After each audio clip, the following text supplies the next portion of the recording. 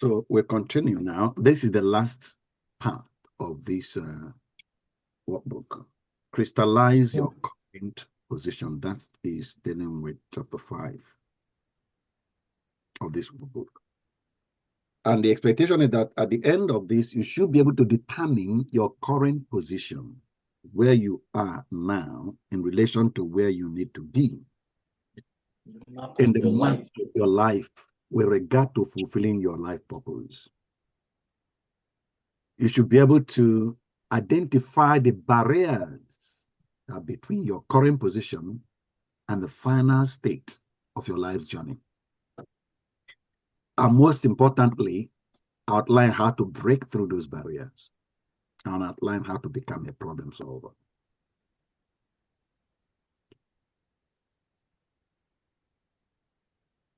Your life journey.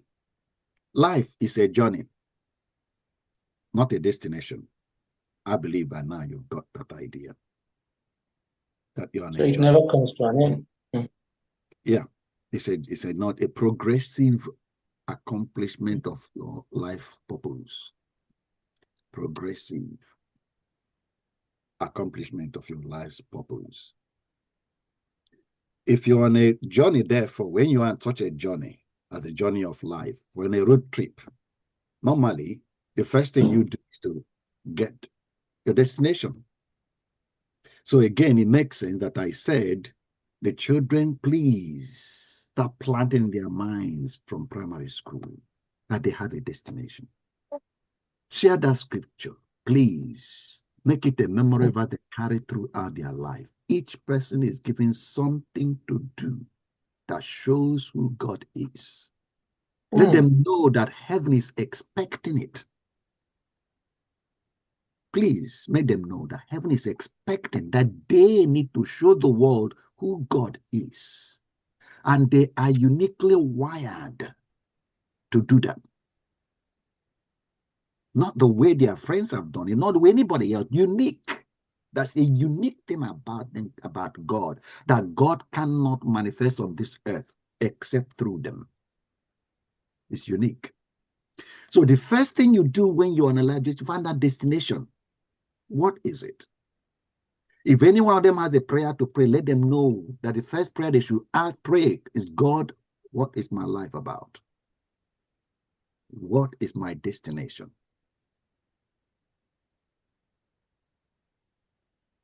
Before they pray for their school fees, before they pray for their food, before they pray for their Christmas clothes, what is my life about?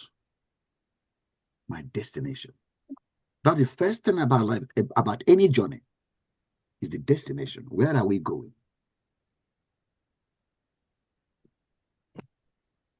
And I believe for what God will do in their hearts, if you give them that question to discuss with God.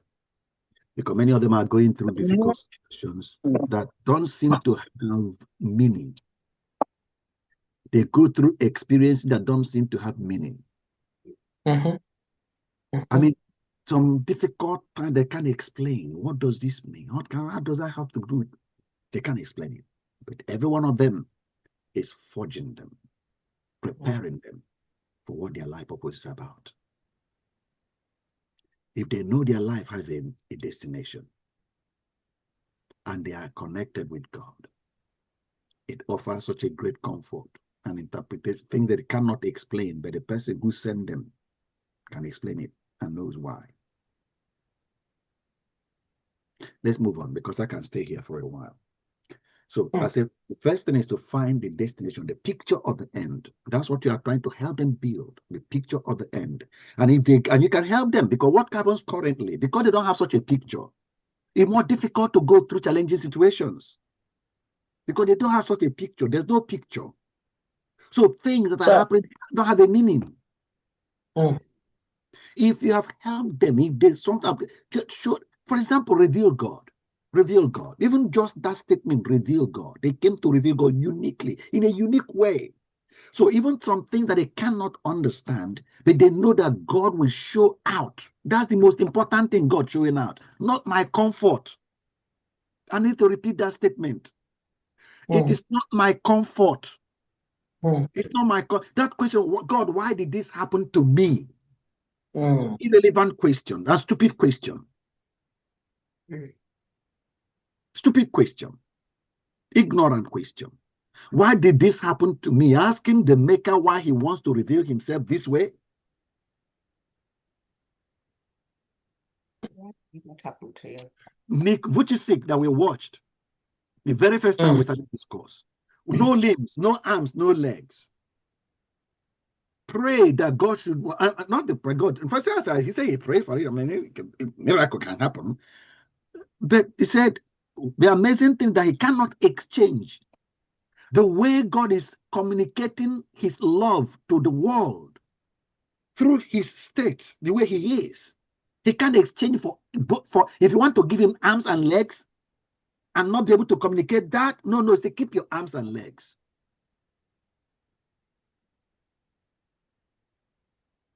That God is using him that has no arms and legs to be God's arms and legs to travel the world.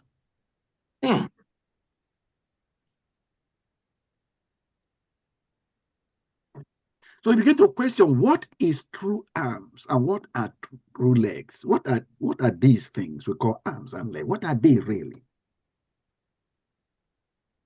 Remember, I don't know what they remember. Then you can watch that video again.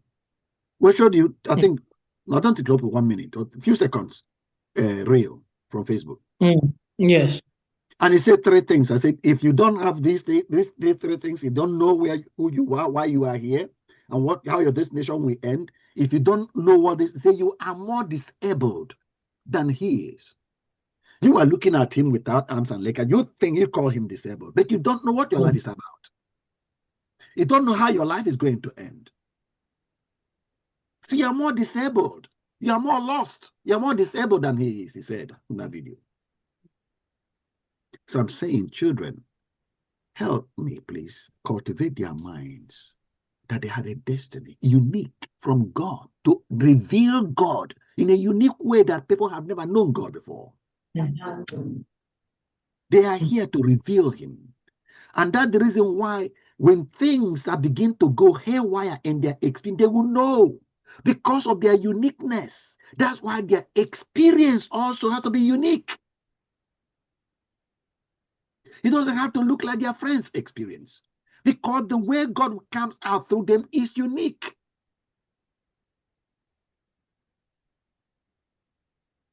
And of course, as you help them, they begin to discover their interests in society. They came to change society, point their minds there, because most of them, their parents, their aunties, their uncles, their teachers are pointing their minds to themselves. And only you can point their minds to society. Something they came to find out, something that resonates, they came to alter. They came here to walk the garden to create a new society. They came to conceive a new society and then create it. That's what they came about.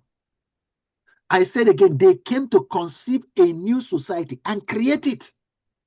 That's why they came to Earth. It's not to eat food.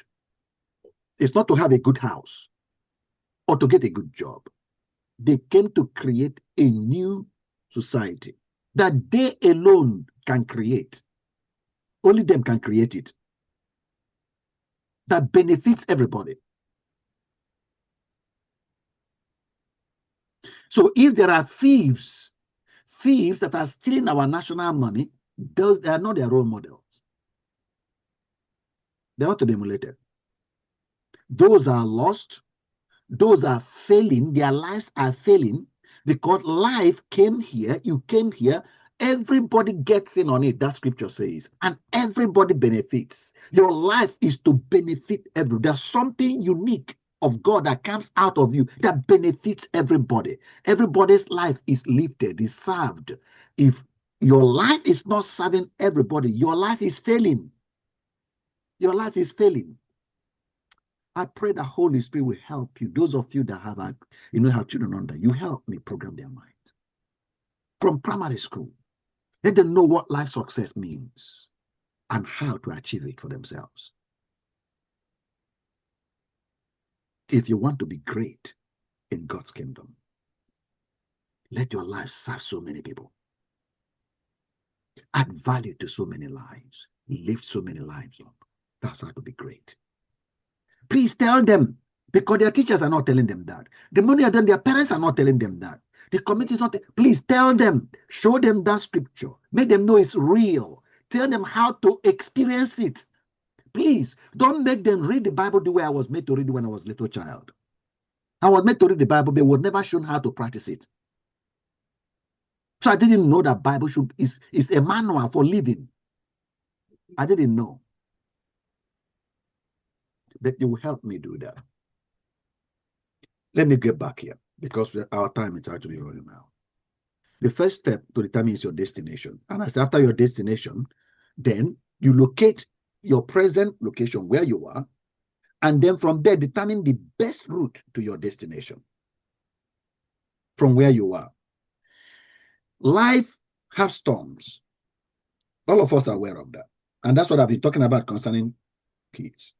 They were going to face life storms like everybody else. You have established the ideal in workbook 2. Go back there. If you have not done that workbook, you need to do it. But there, I made you write about goal, your vision.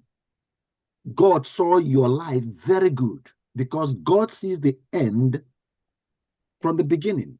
So he saw your life, and to him, your life was not to him, he saw it very good. You have a very good life. God designed it, wired you that way. Very good. And I asked you to get into the mind of God and get it in print on paper so you can see what God sees about you. It's something, it's an exercise that's so important to be done. If you don't, you have God designed, you have a very good marriage. God designed it. He said it's very good. Discover, paint a picture of very good marriage. Your finances, very good. Paint a picture of it. Write it. Then get a picture, the vision of your very good life.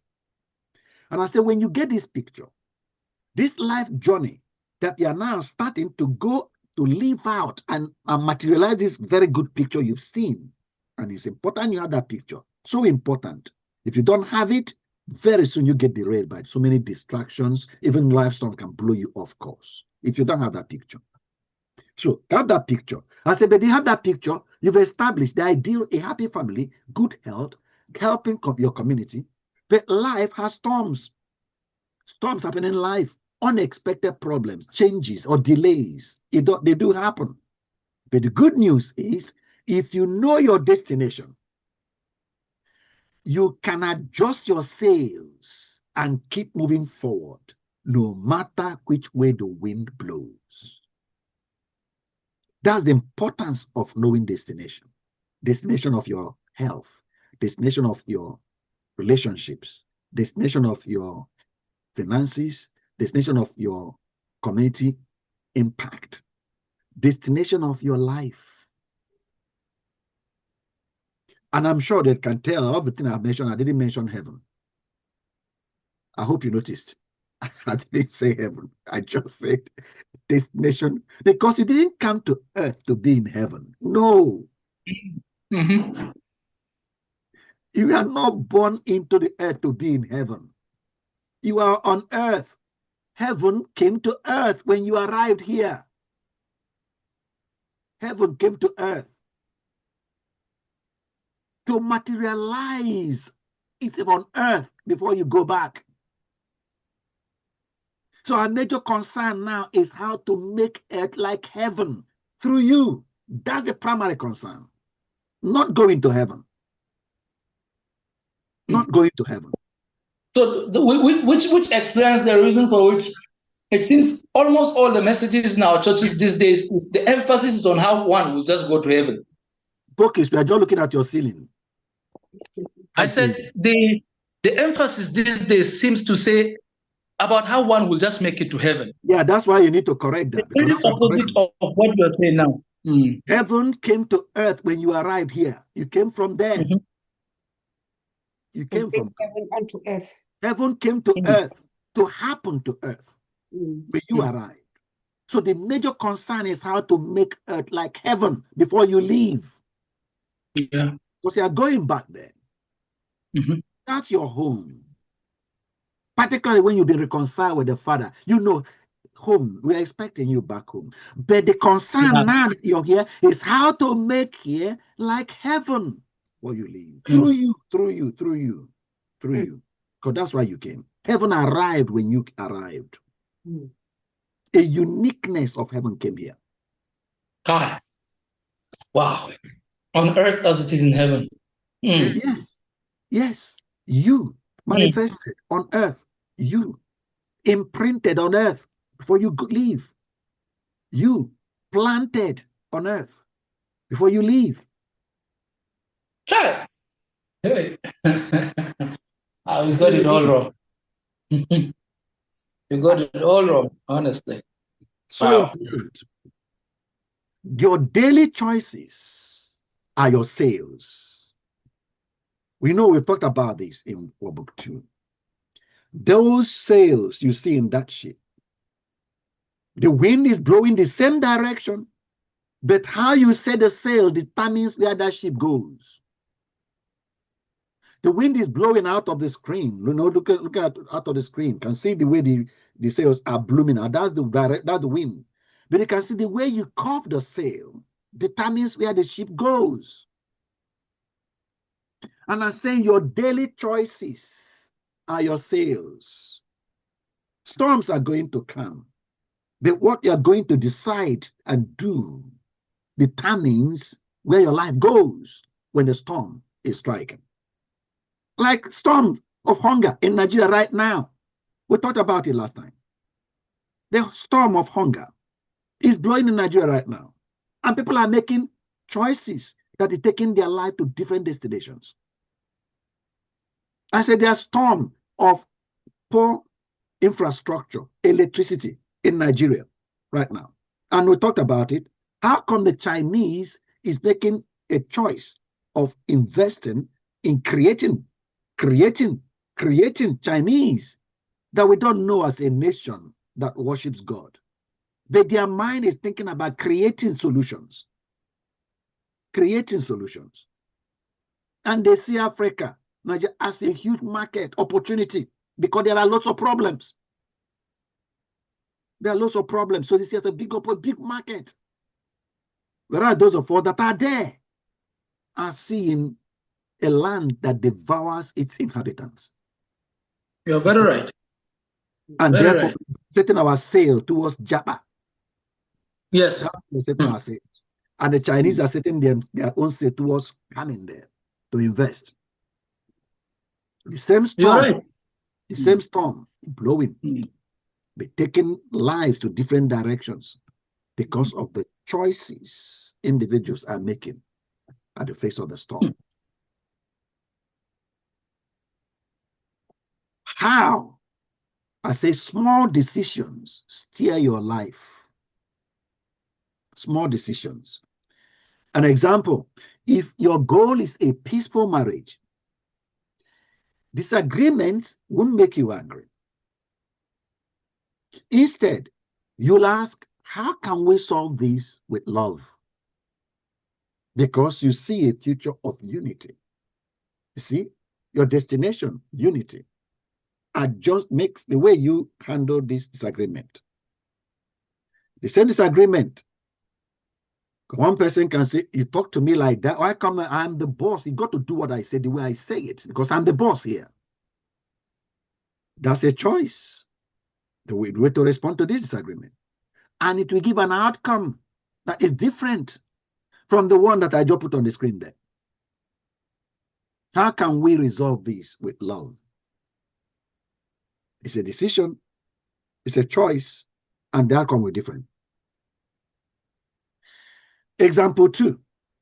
If you plan to read 10 pages every night, but your child gets sick, that's a storm blowing there.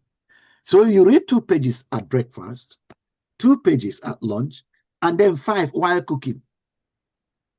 The action reading stays, only the timing changes. Another example, You decided that you want to reduce youth unemployment in your community. That leads you to mentoring one young person weekly. For example, teaching vocational skills like farming or tech. Even when someone prep feels urgent, you have to mentor one person. That's what you said to do every week. If floods disrupt plans, so that this week, disrupt plans, you cannot go because they flooded. You say you then host skill sessions via WhatsApp voice notes because one person mentored a week. I said the key idea is regardless of changes in circumstances or situations, your goal, the destination, stays fixed. You adjust how you sail, how you achieve your goal, not where you sail to. The goal itself. You don't change the goal. You can change your sail. So we need to find your starting point. And I said on a cross-country trip, each day before you start, you locate yourself. That's what typically happens, where you are on the map. And then pinpoint where you stand now relative to your life goals, where you are going. So what you want to do is do honest assessment and find out where you are relative to where you are going. So you can see the gap that needs to be closed. And this is an exercise you will do in your key areas, in your spiritual life, in your family, in your health, finances, skills, your societal impact, helping others. In every one of them, you assess your habits. What is the habit that is driving? Remember, I just showed you in the other slide, the daily choices you make. The daily choices you make, what to do in the hour, what to do when you're cooking, what you do when you're brushing your, that is what is taking your life to where it will end up.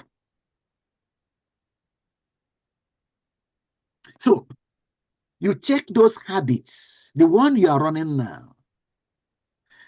For example, in societal impact, if that's what you're assessing, you can find that I spend Saturdays training farmers in climate resilient techniques. If that's what you do, you are aligned to where you want to be. So that happening every Saturday will finally take you reach your destination. Your goal will be achieved. On the other hand, if you check your habits and find that you scroll news for hours, overwhelmed by Nigeria's problems, will that take you to your destination? Never. Not like, And you're so right about that, sir. Anytime I drift and I'm aimlessly scrolling online, I realize that I get more tired after maybe 30 minutes but I get very refreshed when I spend 2 to 3 hours doing something meaningful, like studying a book or developing a concept or something. So that's very true. so when you find if you check your habit, you will find when you are off course. Mm. So talk about this, check where I am. That's where the emphasis is right now. Where my present location. The way I'm functioning now, where will it land me? This becomes relevant when you know your destination. When you have that's again why you must help me if you would curb the issue of cult in schools. If you want to curb it, you want to reduce drug abuse in young people. If you want to curb crime with young people, give them a destination for their lives. Keep it at the fore of their thinking, their life's destination. You will have woken up the internal engine within them to start driving their consciousness towards the focused destiny they are meant to have on earth. Instead of you, with all your effort, trying to get them to start doing bad things, you wake up good things in them to drive their actions outside. Spot gaps. I say compare current reality.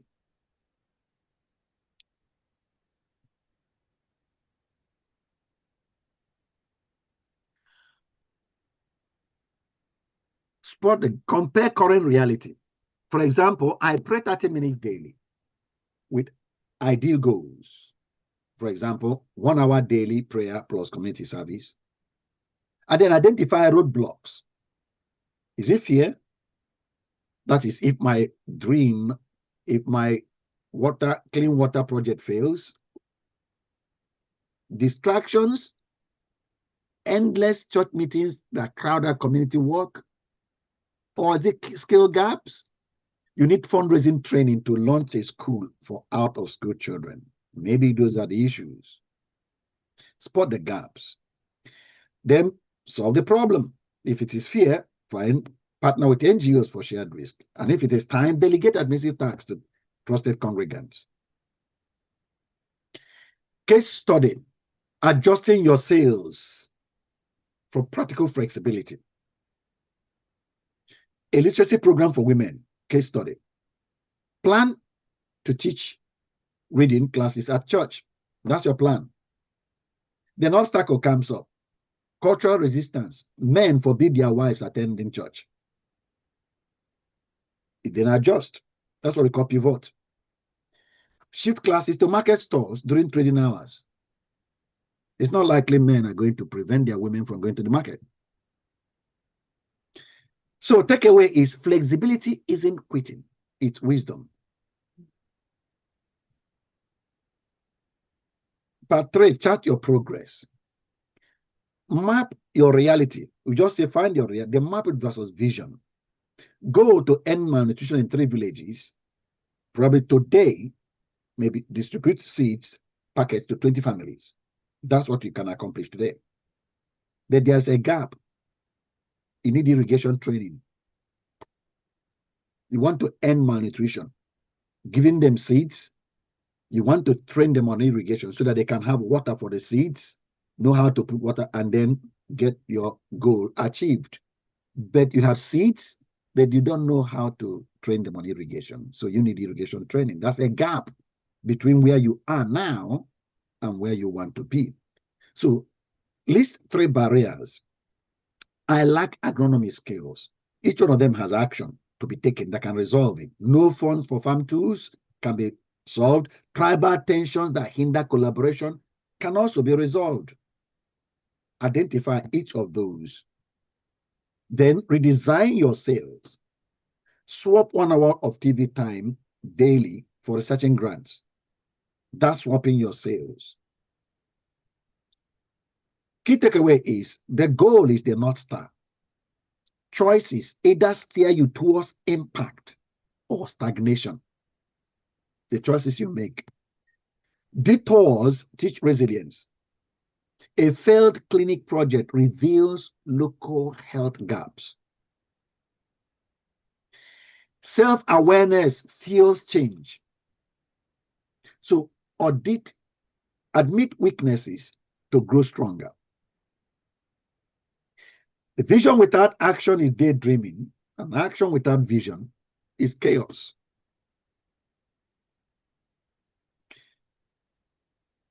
Pinpoint your progress and what I call the wheel of impact exercise you're going to do now. Your life progress map. I say redefine your wheel of life, split it into 8 sections.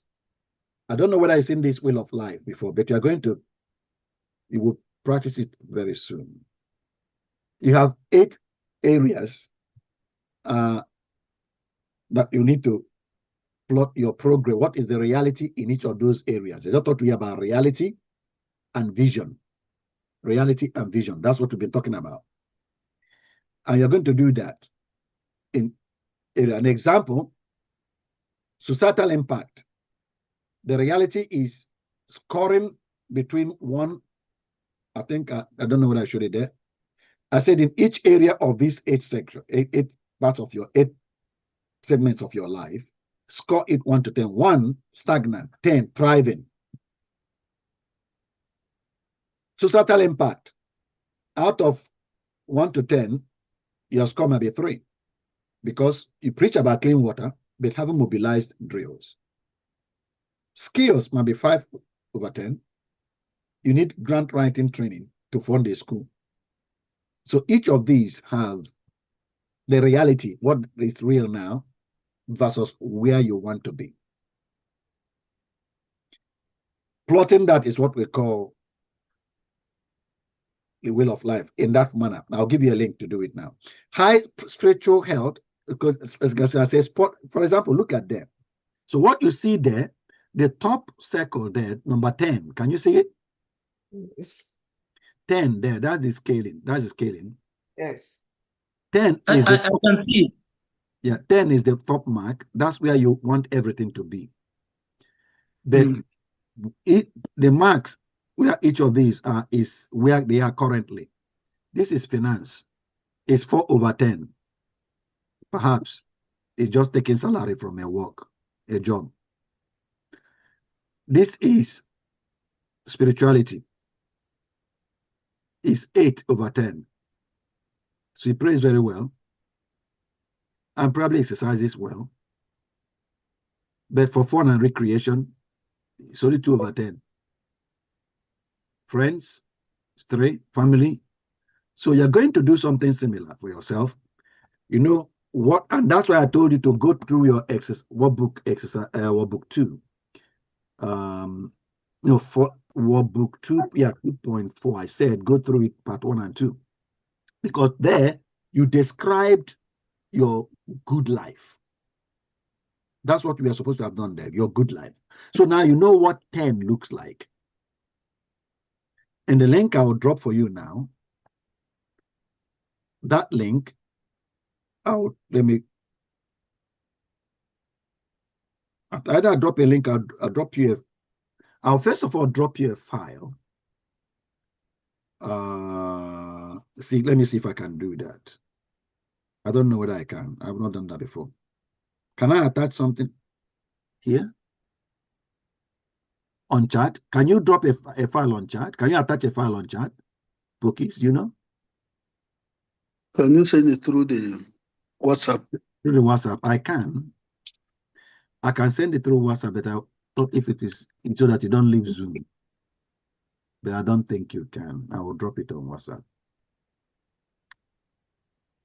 Yeah, let me do so. Oh, sorry. On the chart, that the plus sign by your left. By my left. On the Zoom chat, the plus sign by your left, you tap on that and then you select the file. I can't see any plus sign on my left. Plus sign on the chat session, the place. No, there is none on mine. I have text marks. On the place for chatting, there's a side by your right. It's not. No, it's not plus sign. It's because I'm using computer. It's not plus. Oh, okay. But there should be. Yeah, okay. I've seen it. Okay. I'll do it now. Okay.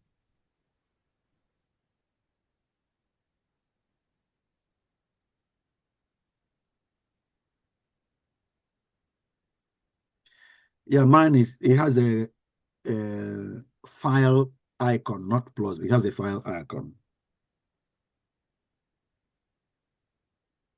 Okay. Download that Excel spreadsheet. I don't even know. Oh, sorry about that, because all of you may not have Excel in your phone. So, but if you have problems, let me know. Can you open it? Can you open that file? Otherwise, I can give you another link.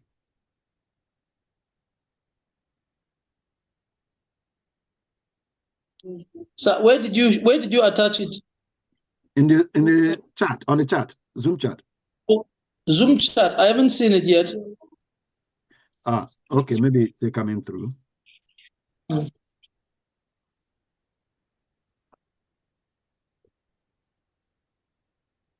You haven't seen it yet? Nope, not yet, sir. Okay, let me put. Yeah. Maybe you can share it on our WhatsApp platform. No, it's all right. I will. Oh, haven't I sent it? I thought I've sent it. No, I haven't sent it. Uh-huh.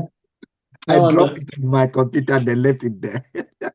Okay, it's here now. Okay. I didn't send it.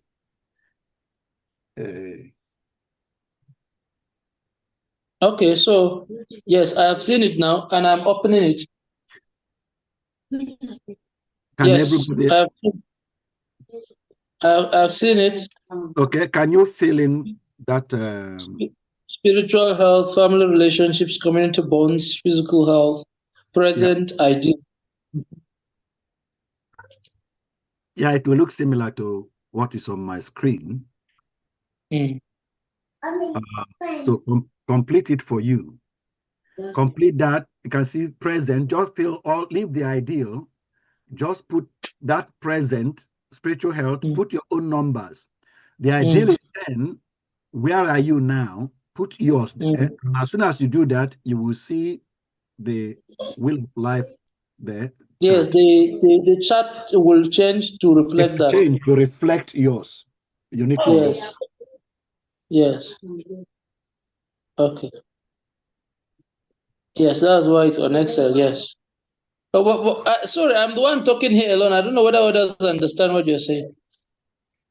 Yes, we do. If I don't hear any response, there's no way I will know. I don't think I understand what you're saying. I'm waiting to ask if Pokey is after the meeting. Now, Deborah, can you open that file? Sir, can you open that file? Sir, I'm already on the way, sir. I'm listening to the class. Okay. Okay. I'm going to get the children. Okay. No, okay. You can talk with Pokis later. Okay, I think what I will do is I will just save this file. Actually, did you open it? I have it's opened. If here it's open, but I don't think it's going to let me write on it. No, it's not open yet because you're still moving your cursor. No, it's. I said the file I dropped. The file I dropped on the chat. Okay. Have you clicked it? All right, let me go to the chat. Yeah, I have opened mine. Okay, if you have opened yours, can you fill in that section there? Spiritual health, relationships, community bonds. No, it's not. That's why I'm trying to do. I haven't received it.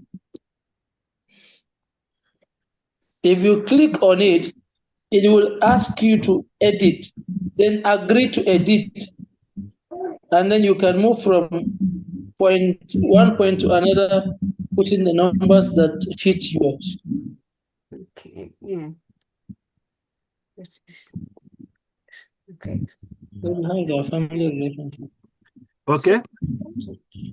I think most of you should have had something similar. Yours, the blue segment will look different because it will be uniquely yours, your own personal experience. I've gone to the chat now, but I can't find any message. The only message I can find there is the first one that you left there. Which one is that? Okay, actually, on the chat. L4, the M3L4. That's the only message I have in my chat, not the new one that you've sent. That's a file. That's a file on the chat, actually. Where's the file? On the chat. There's an access file there because other people have opened it. So it's there. You say it? But if you can't see it, don't worry, we'll look at it later. I need to move on because our time is out now. So if you plotted that, it will give you a picture. And you can imagine that this is a wheel that you roll around, and the smoother, the more these things are closer to being in one rim, the smoother your life journey.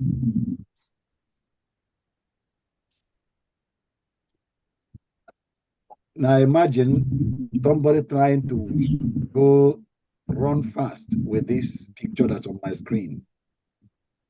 You can see that the life will be very bumpy, don't you think so? Yes, sir. Very bumpy. So the gap is what you need to identify and then set out goals to bridge that gap, to bring all of them, the ideal for them to be in one rim. Then the second, that's one, it can be in one rim, all of them are 2, 2, 2, because you neglect everything.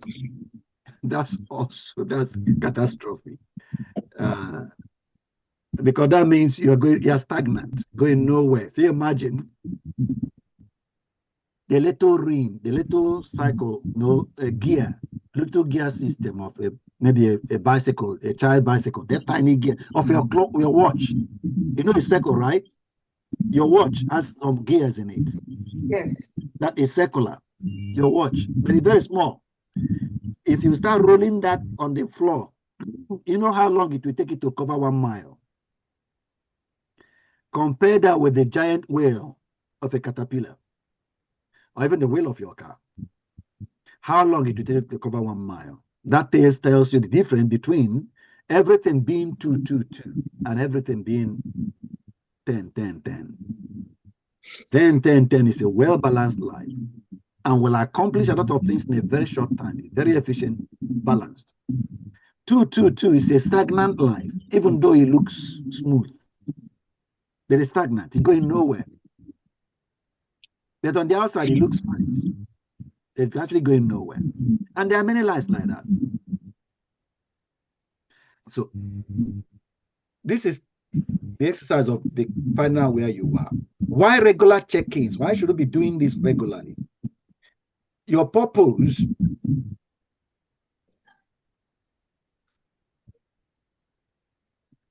okay? Your purpose is to identify societal needs, clean water education, and then inspire action. And I give you an example there. Monthly reviews expose drift. You spend 10 hours weekly on admin, but 0 on community projects.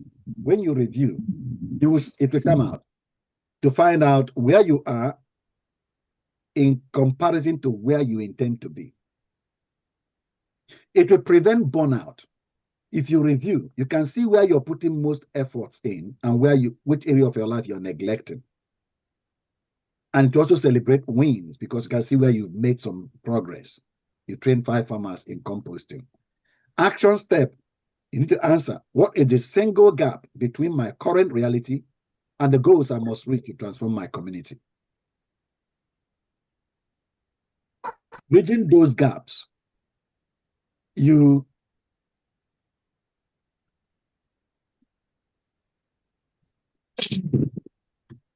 reality, it may be the financial stability as scoring 4 tenths because you're a pastor and you depend only on church offerings to cover your bills.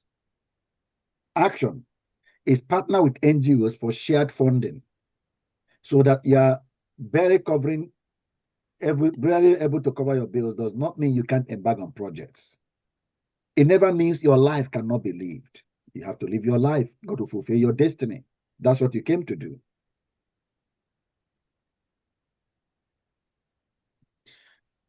Prioritize societal impact. So current, maybe the societal impact is 2 tenths. You are aware of malnutrition, but you're not doing anything about it. Step is to launch a 1 acre pledge, mobilize members to farm communal lands for orphans.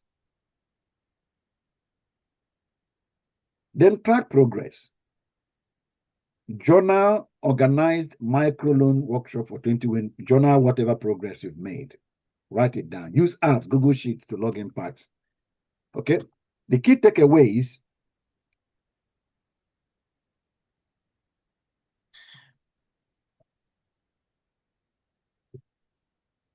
Your now is sacred ground, the launch pad for transformation. Imbalance is data, not failure. A low societal impact score is your mission briefing. Micro actions create macro change. If you're saving 500 naira a day, it funds a widow's startup. So your challenge is to draw and rate your wheel of impact. Focus on 1 gap this month. For example, mentor 3 youths in vocational skills. Then Share with a trusted peer. How can I build bridges with Muslim leaders? Because that could be where the gap is for you. If you want to go fast, go alone. But if you want to go far, go together. It's a proverb. 4 ways to gauge your impact starting point. Reality check is one we'll just be looking at. No sugarcoating honesty. Just plain, brutal truth. Measure your current influence beyond the pulpit. Honest self-assessment. Spiritual life. Do I actually spend 30 minutes daily in prayer and study? Or just 10 minutes rushed before Sunday service? When you're doing this examination, that's when you ask these kind of questions and answer it yourself honestly. Community impact. How many families did I help lift out of poverty last year? The track names, not just estimates. Health. Step on a scale. Just take a scale and step on it. Record your weight today. Don't guess. This is reality. Financial reality check for irregular incomes. Calculate your average monthly income from the past year. For example, if you earned 240,000 total last year, your average monthly income is 20,000. So you can set a goal. I will increase my value per hour by teaching vocational skills, e.g. soap making, to youths, earning 500 per session by December. That's a goal, and you can work towards that.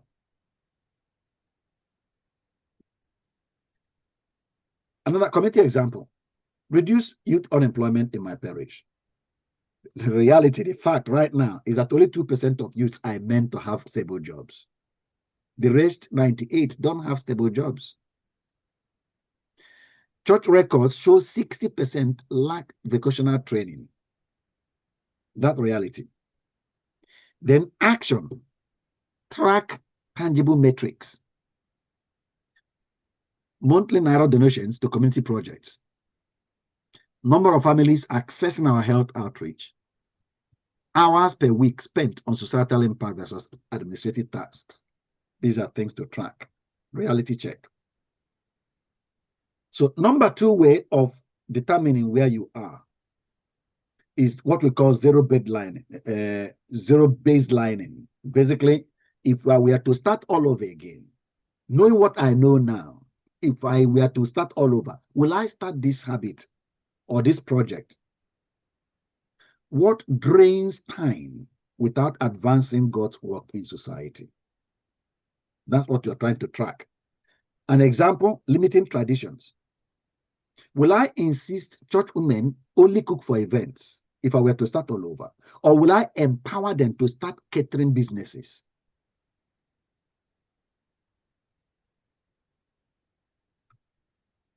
Two, time wasters, dead weight examples.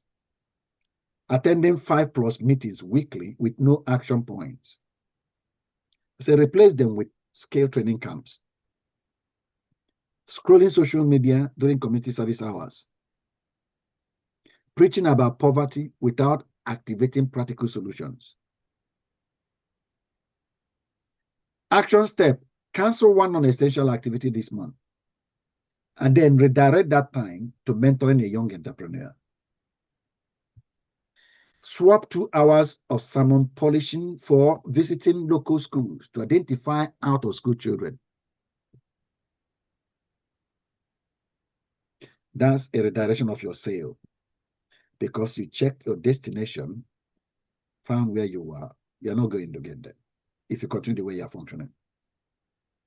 That's zero baselining. 3, name your roadblocks. By naming your roadblocks, that's how you find out again where you are. Ask brutal questions. Why haven't I started this water project? The answer may be, I like engineering contacts. That's where you are. Or why don't I confront corruption? Fear of backlash from local leaders. That's the current reality. That's where I am.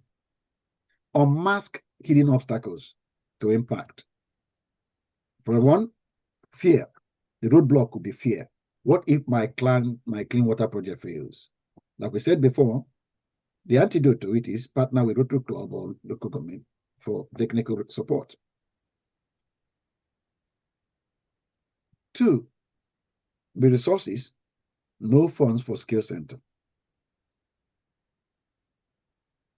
Community focused, fixed, crowdfund from diaspora or congregants via Seedvest. 3 could be skill gap. I can't write grant proposals. Next, community fix, take a free NGO fundraising course on Coursera. So every skill gap have an answer to it. If you don't, there's no healthcare knowledge to reduce child mortality, then partner with a visiting nurse. Train 10 church mothers on basic child care.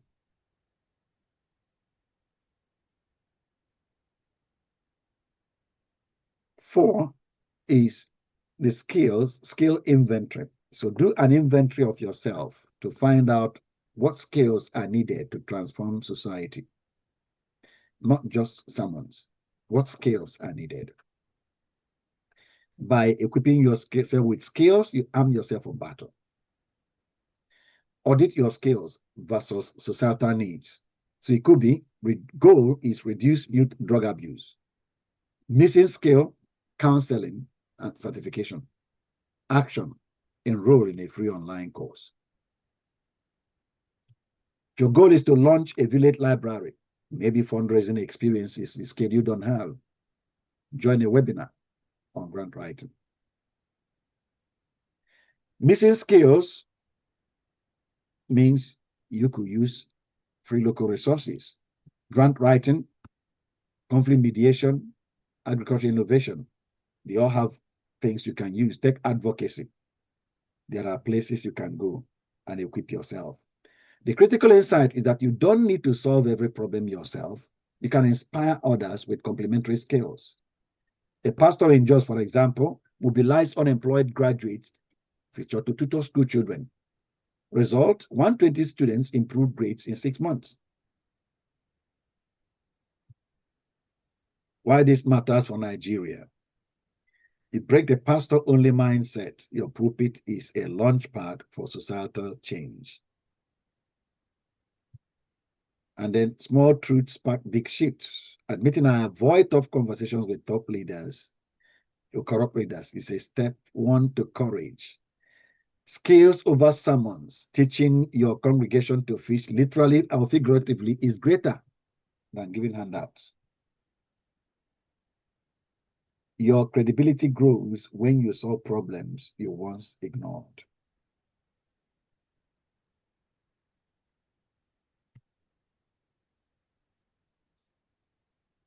Your challenge, diagnose one community goal.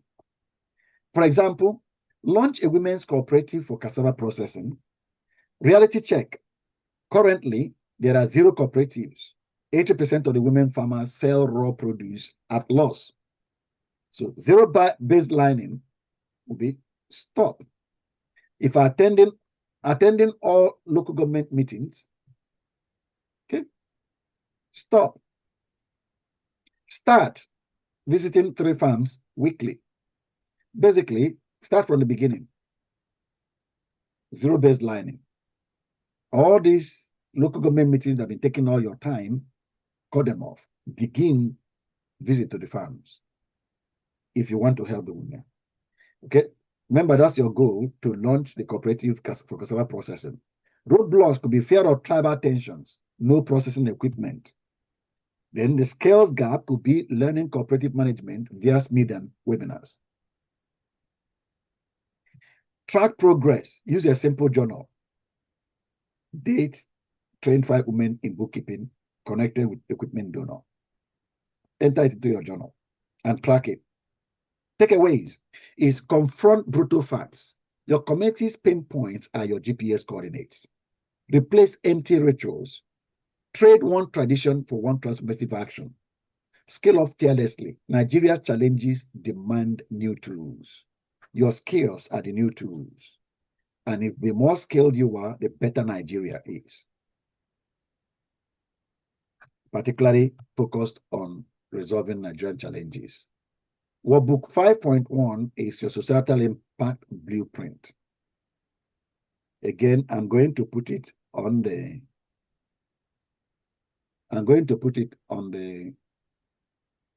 Slick website, so you will see it there.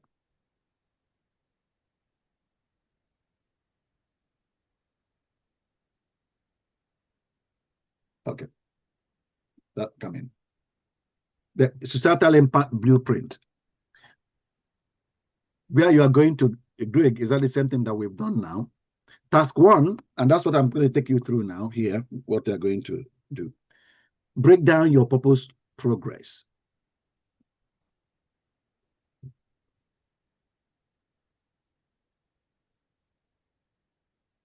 Now, it's unfortunate I don't have your attention because this area, it's where you need to connect.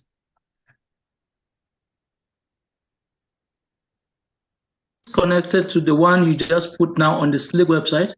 Yeah, no, the one I'm showing on my screen, because I need that's you should see how it relates to your bigger the objective of your life purpose. Basically, that's what you're talking about now. Like I see on the right, on the left top corner, purpose goals. Your life purpose have different area descriptors, and each descriptor, you're supposed to have a goal for each descriptor. And then this helps you to analyze your life as a whole. You know, for life purpose goals, for objective, for example, your objective could be to reduce youth unemployment in my community. But the current, so when you go through these 4 areas of examining that objective, quality, that's the current reality principle, the current truth. What progress exists today? This is what you need to answer that question, every one of us. What progress exists today? Maybe this one says endless committee meetings with no action. That's what is happening today. Yes. We preach clean water, but I haven't drilled one well. It's only when you do that honest examination that you can put down some things like this in your work. One can come up with the current truth based on answering the question, what progress exists today in line with the objective outlined in the first descriptor. Correct. And then zero baseline is if you are starting from scratch, if you're a pastor, let's say I'm starting ministry from scratch. In fact, I just arrived this village today, and to start everything from the beginning. If starting fresh, what's step 1? What would the first step I would take? So you think, then write down there the first step. That's called zero baselining. In answering the question, what's holding me back? Why haven't I reduced youth unemployment in my community yet? You may find out that it could be fear of project failure. That's what I'm thinking about it, but really haven't done anything. Or maybe tribal politics. And then, therefore, the skills you need, the skills I need, therefore, after all this, answering these questions, you begin to be able to pinpoint the skills you need to achieve that objective. Grant writing, community mobilization, and others. In the article I sent to you, all of them are there. And of course, that's why I probably won't bother, because those of you that really have the interest, are interested, you will read it up in the article. I don't need to spend much time on it here. But just for discussion. I think this is the only thing that will help one really do a personal assessment of one's life. Yeah. The strategy that you're going to use can go through the same scrutiny. Partner with NGOs on skills training could be what you plan to do. But then the reality principle is your plan actionable now? My answer may be not really. I'm visiting dignitaries instead of grassroots. No stepwise plan for youth skill center. Zero baseline. If we have to start from scratch, what's the bare minimum approach I'll take? Can I answer that question? Okay, so each column now the column up builds into the one following. Yeah. Because if what's the bare minimum approach now is like continuation of if starting afresh, what's step one? Yeah, what's step one? Oh. Yeah, but no, well, it is there, but this one, every row is by row. That question is answered for objective, reducing the youth unemployment in my community. And this one answers strategy. This is strategy. This strategy. Yeah. Bare minimum of the bare minimum I can do. But again, because it's one person, it's you, it's your life. We're analyzing your life. So they may all you may find them all synchronized, and they should, because it's you. It's not somebody doing it for you. It's you. So what's holding you back? Unclear path, lack of partners, lack of technical knowledge. And from there again, your skills will crystallize, project management, partnership building, whatever it is. Similar thing for skill development. Learn grant writing for community projects. That's what you might have put up as what the skills you need. Developing those skills. Currently, what skills do you actually possess? And the answer might be, I've been studying topics relevant to community needs. I can interpret scripture, but not budgets. That can be the current reality. But what is the most urgent skills in zero baselining? But what is holding you back? Maybe I don't have access to training. All the trainings that you know of are internet-based. You don't have access to internet. Maybe that's your excuse. And therefore, you need skills you need, research, technical writing, budgeting, financial literacy, and all the other skills that you mentioned. So if you go through each of them, habits, they are in your script, and I don't need to go through them one by one. All these are in the articles that I sent you. Okay. The next thing you do, task 2, is to rate yourself from 1, I'm stuck in this area, to 10, I'm thriving. So in your objective, do I have a clear measurable goals for societal change? So you put there a number, very clear, measurable. 10. I have no idea, still very foggy in my mind, maybe 3 or 2. Strategy. Is my plan actionable beyond Sunday sermons? The strategy. Strategy. Okay. Because sermon is really where you deal with the minds of people. Inspire them to see what they couldn't see before. And therefore, they should take action that they couldn't take before, because they can see better. After listening to something, they can see now, and they can do something different. But we know that in many cases, people go to church and come out worse, more confused than they went into. And people go in there, I mean, they just enjoy themselves and come out, no intention to do, and in fact, the result. Exactly. When I was little, we go to church. Some people actually schedule a fight after church. They schedule it.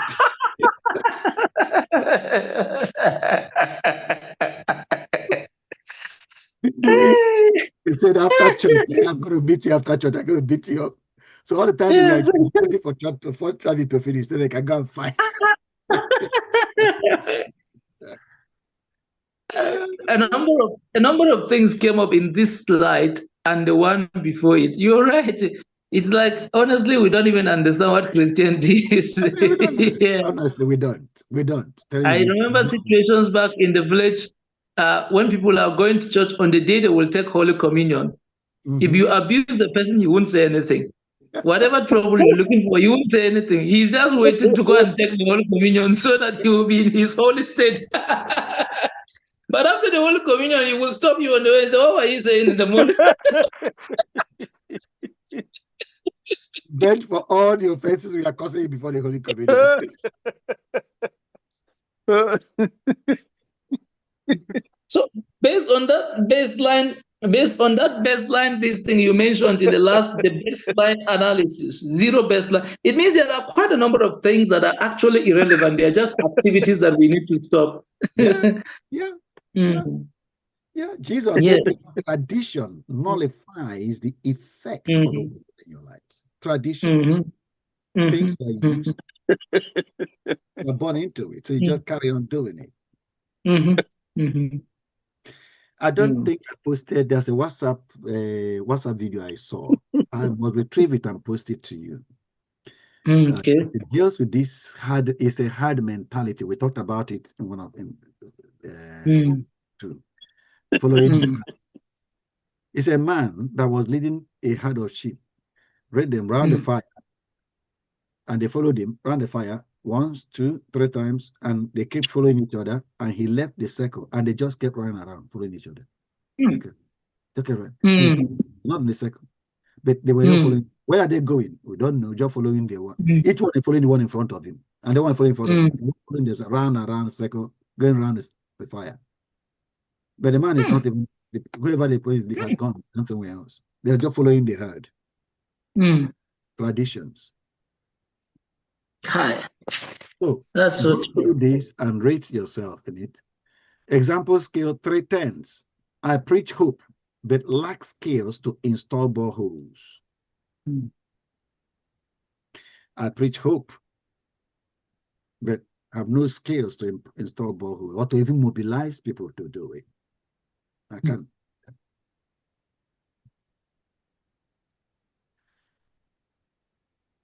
The number 3, task 3 you're going to do in that workbook is to do the same exercise of these columns for your life areas, your spirituality, your family, your relationships. Your spirituality could be pray for peace. My reality now is that I pray for peace, but I avoid mediating family conflicts.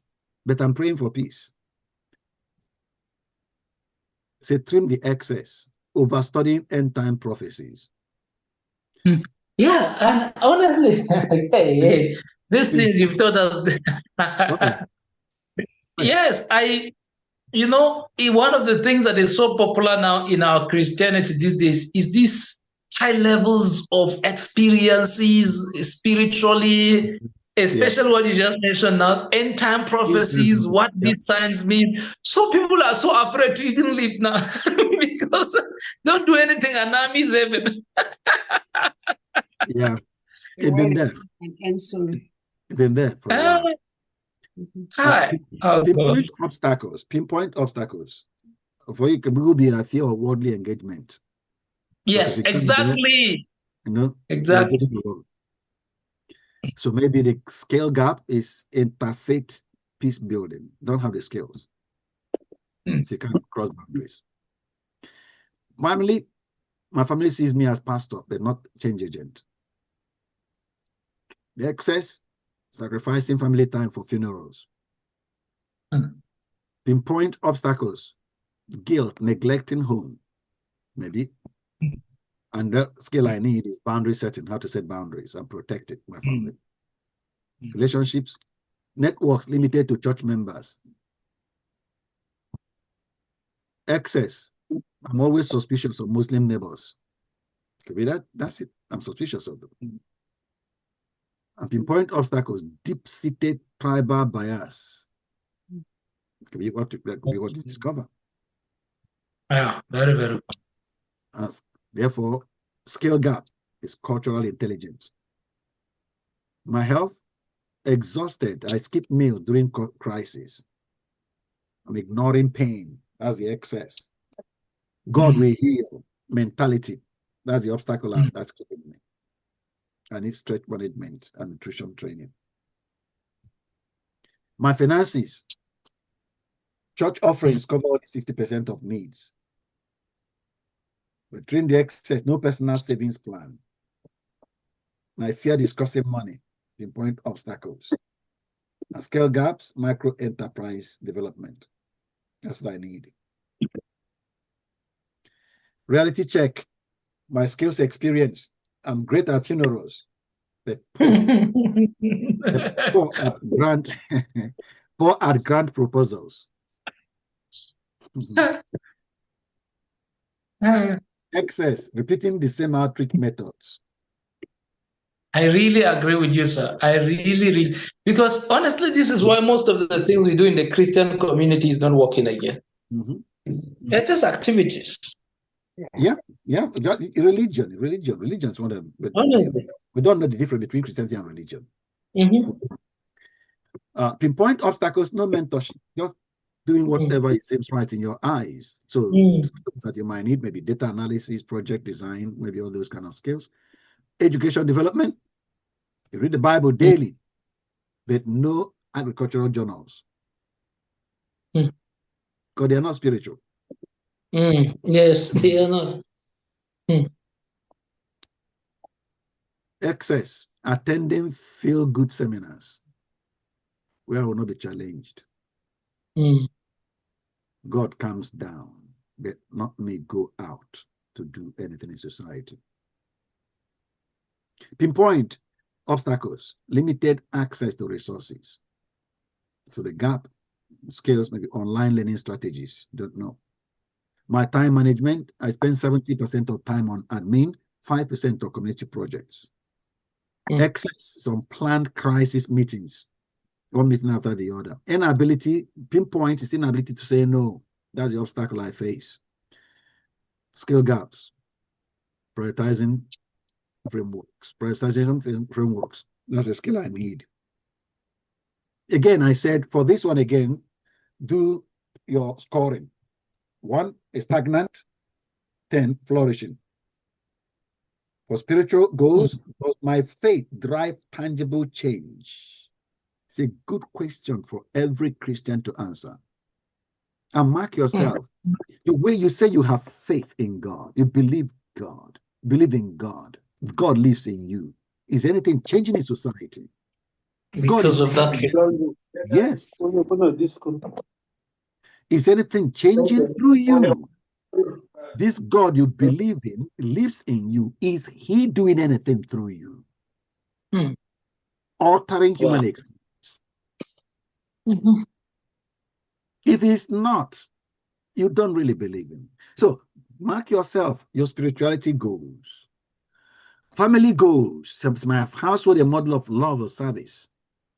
Relationship, do I build bridges beyond my tribe, beyond my church?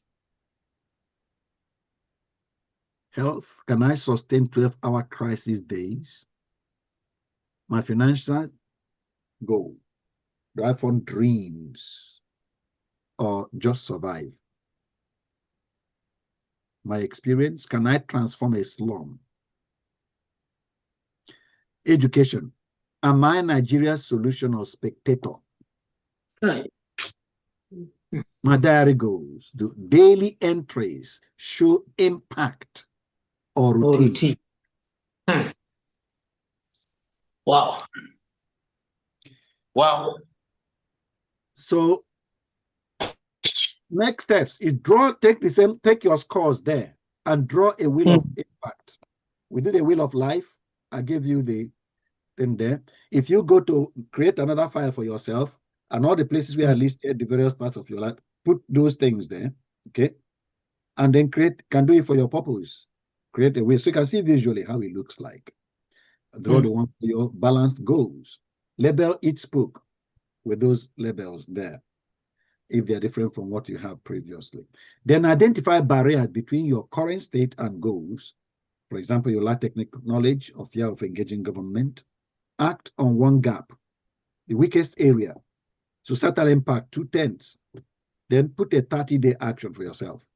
From Monday, 3 youths needing skills training. On Wednesday, I will partner with Tech Hub for 3 free coding workshops. And on Saturday, visit local farm to discuss crop rotation project. So I would identify 3 youths on Monday. On Wednesday, I'll partner with Tech Hub, and on Saturday, I will visit local farms. That's all I will do regularly for 30 days. The proverb to fuel your courage, the best time to plant a tree was 20 years ago, and the second best time is now. Breaking barriers, and that's where I will end because it's 10 o'clock. You have more of them to read for yourself. Mindset shift. Obstacles are not stop signs. They are divine detours demanding holy creativity. Second, fail forward. Failure is data collection. Edison's 10,000 failures taught what doesn't work.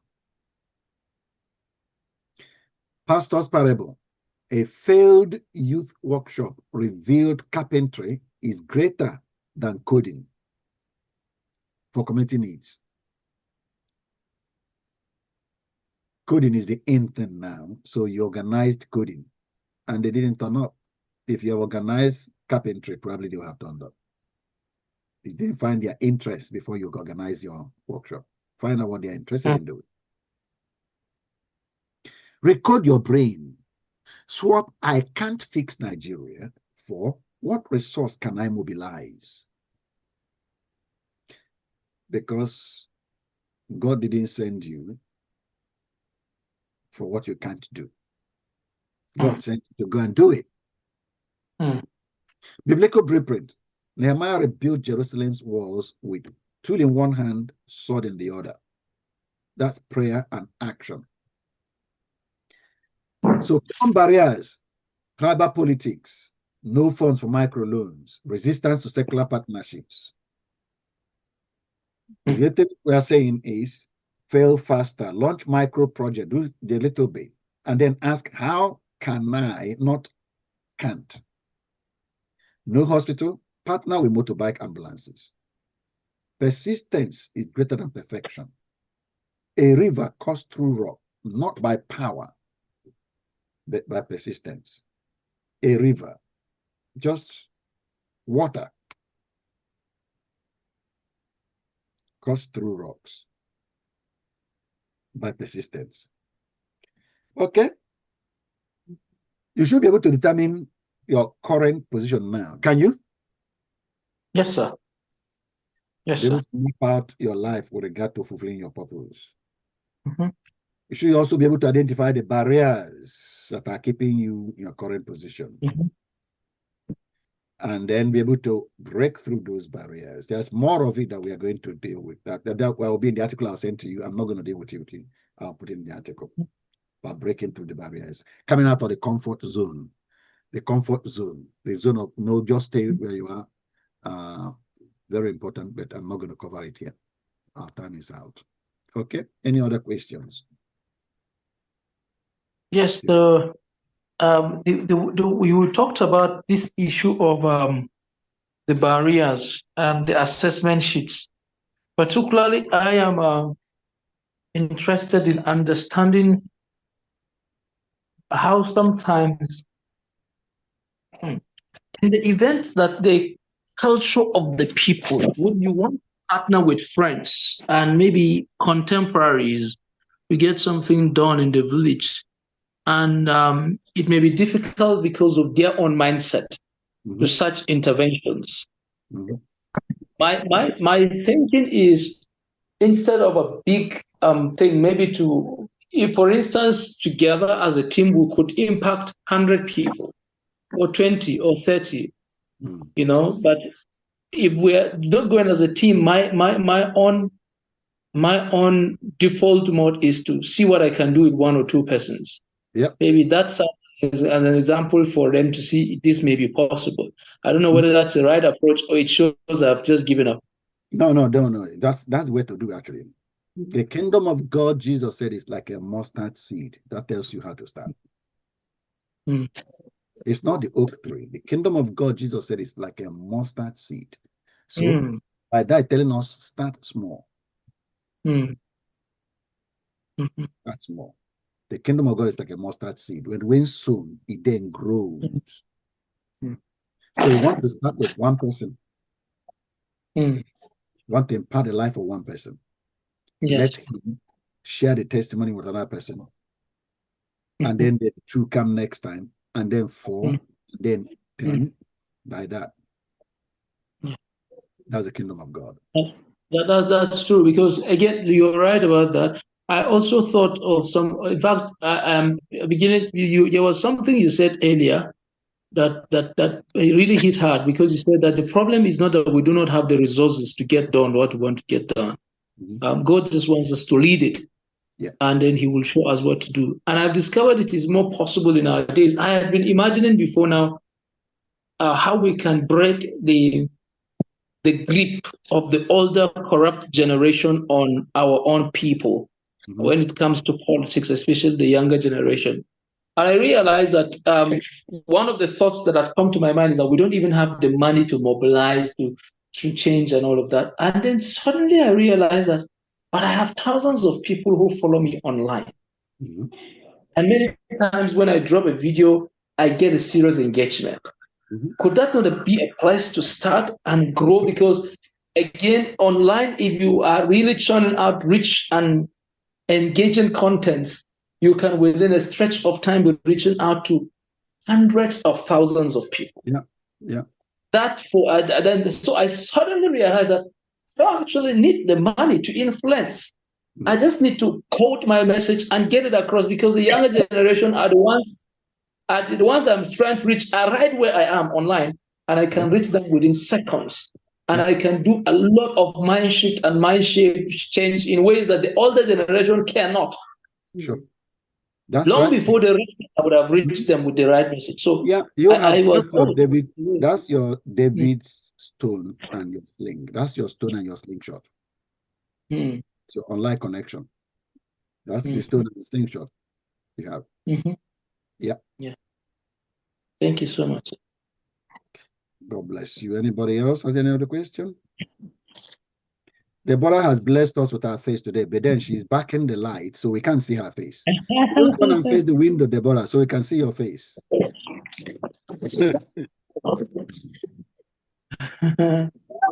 I'm thrilled with this. Good morning, ma'am.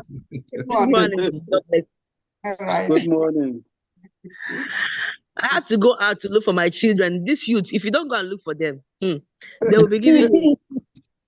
Good morning, sir. Good morning. Nice to see you. Good morning, ma. The window is behind you. Always hiding in the background. So if you face the window, I think either way. Okay, that's better now, I think. Okay. Anyway, God bless you. Thank you for blessing us with your face today. Thank you, sir. We're always blessed with your face. Yeah. The most important.